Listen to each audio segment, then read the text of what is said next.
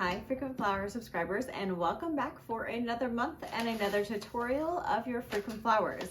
This month we have an assortment of tulips and I'm super excited to share these with you.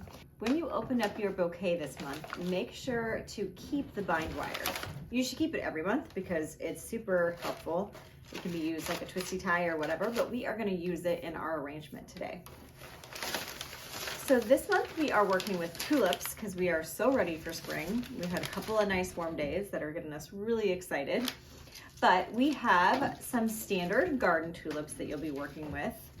We also have parrot tulips. So parrot tulips are identifiable by sort of their bicolor and then also just more of their ruffled edge. They kind of remind me in fall time of like the warty pumpkins, and those are definitely my favorite just because they're unique and different.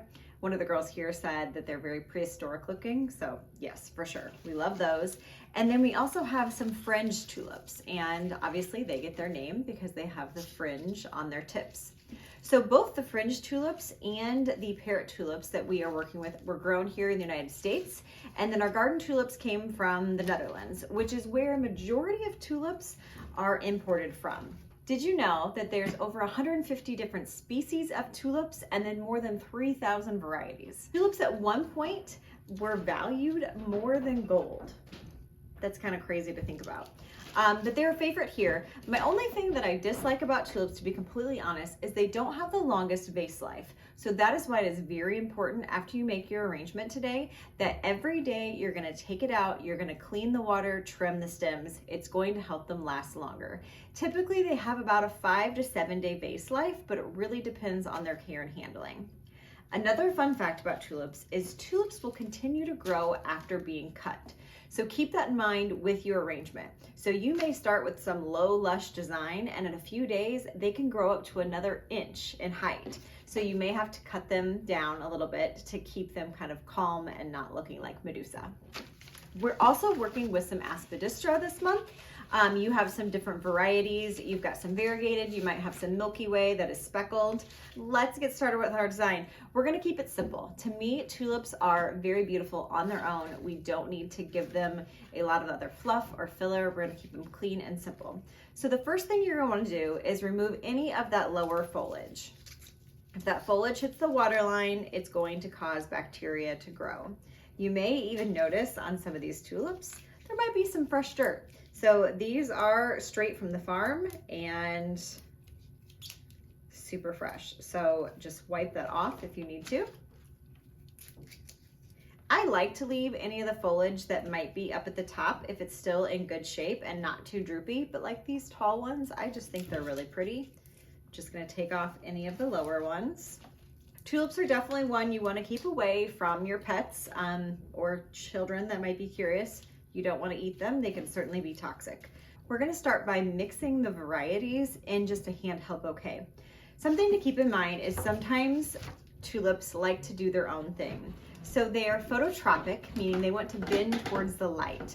So they may be bending, searching towards the light. So just keep that in mind when you're working with them. You can often kind of warm them in your hand and they become sort of malleable that you can bend them the direction you want them to go.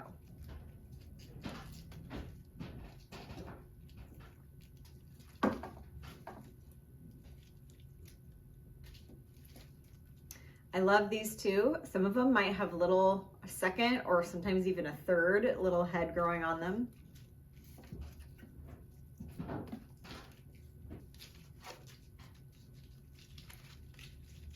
So keep in mind your tulips are going to sort of bend towards the light. They're going to do their own thing and they're going to start to open up and spread out a little bit. So I've got my grouping, but what I also want to do is I want to take my aspidistra leaves and you can fold them over. If you want to do a quick way, you could tape or you could even staple to keep them together, or you could take your scissors or your knife, even just the sharp end of it, and poke a hole through.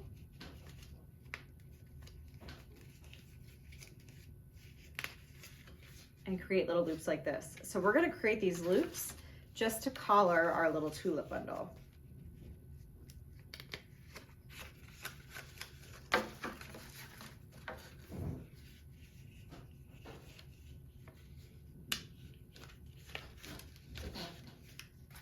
So I've got 3 of these. We are just working with the 10 stem bouquet. I'm gonna get my bind wire ready.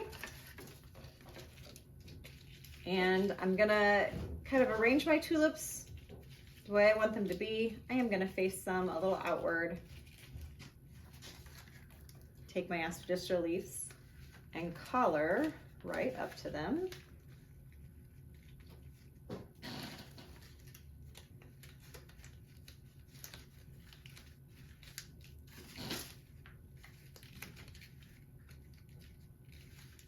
Sometimes if your heads are being a little misbehaving, maybe they're drooping, that collar could help support them a little bit until they get a drink and perk up a little bit. All right, now I'm gonna take my bind wire and just gently wrap it around to hold my bouquet. I've left a tail so that I can take it and kind of twisty tie my end here. Snip off any extra. I've got my vase of clean water with my flower food in it. I'm gonna trim my stems.